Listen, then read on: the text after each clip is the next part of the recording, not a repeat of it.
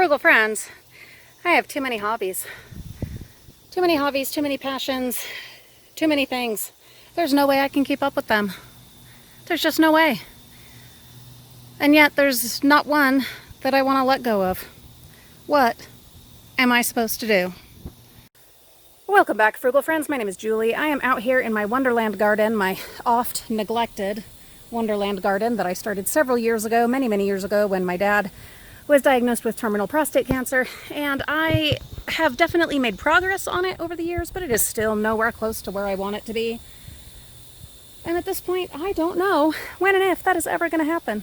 I have so many things I want to do. I want to can fruit. I have tons of fruit trees and berry bushes, stuff like that. Look at all these apples ready and waiting to be made into something. And I also want to travel, and I want to dumpster dive, and I want to do yard sales, and I want to sell online, and I want to continue doing YouTube, and I want to grow vegetables, and I want to have a beautiful front yard, and about 9 million other things. Besides being a mom and a wife, of course. I guess I'm just overwhelmed. Absolutely overwhelmed. There's just so darn much that I want to do. Too much. A person can only do so much, even with help from, my kids and husband. There's just so many things we want to do, and not enough hours in the day or enough years in a life to do all of it, while still focusing on the have-to-dos along with the want-to-dos. How do you do it? Or do you? Tell me in the comments.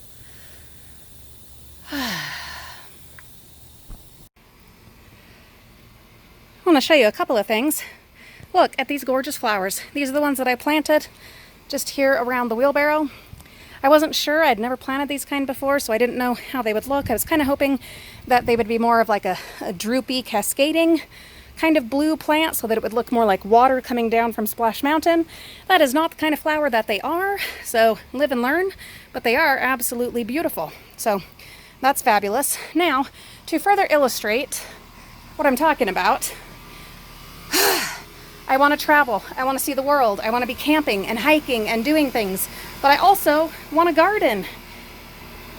Well, plants need attention, especially when they're in containers. I've been putting these lids on top just to help them to get a little bit of shade. But what I've got to do next year, and as I've said so many times, my gardening is always a learning process, experiments, trial and error. But what I have learned is I need to rely more on drought-resistant, drought-tolerant plants. Like, look at this guy right here. There's not even anything to catch the water, and he is just absolutely thriving. So I need to focus more on those kind of plants. But also, when it comes to gardening, when you want to actually get food out of it, there aren't a lot of drought-tolerant plants. So have to find solutions. One that I have decided on, sorry you have to hear the air conditioner over here, but something I have to do next year is to get my pots set up from the very beginning to be ready to water themselves. I've been looking up several ideas and videos, Googling quite a bit to find options and ways to get them set up so that you can go on vacation and they will water themselves, and then they won't shrivel up and die while you're out, living your best life.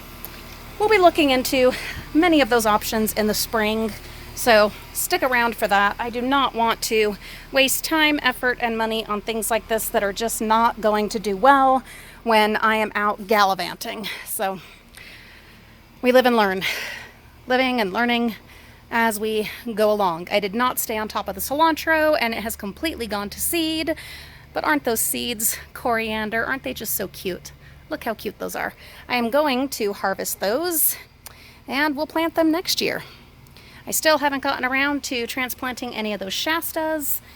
That really needs to get done. We are, unfortunately, though, in the middle of a heat wave, so I just don't know when and if it'll be realistic to do that.